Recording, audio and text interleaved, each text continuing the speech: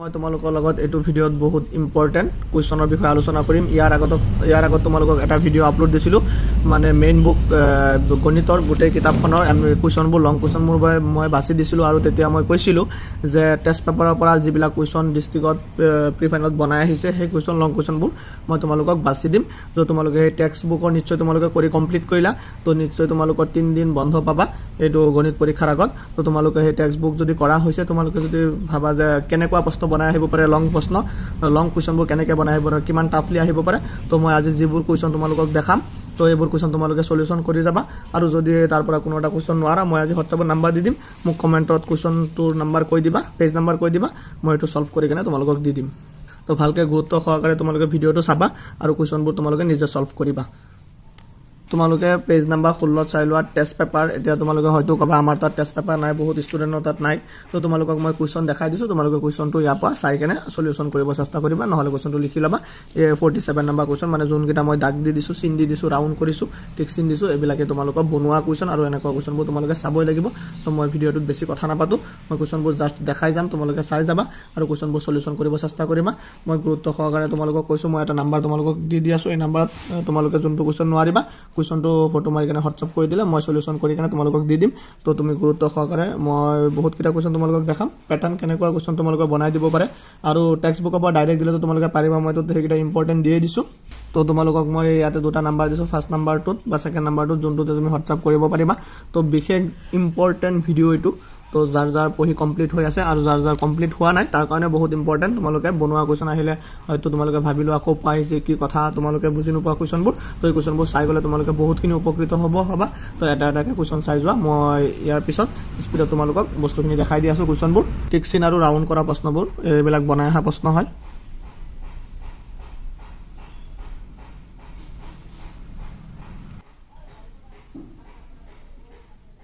যাৰ test paper আছে তাৰ মানে তোমাৰ লিখিব নালাগে প্ৰশ্নবোৰ, টেষ্ট পেপাৰত পাই যাবা, মই পেজ নাম্বাৰবোৰ দেখাই গৈ আছোঁ।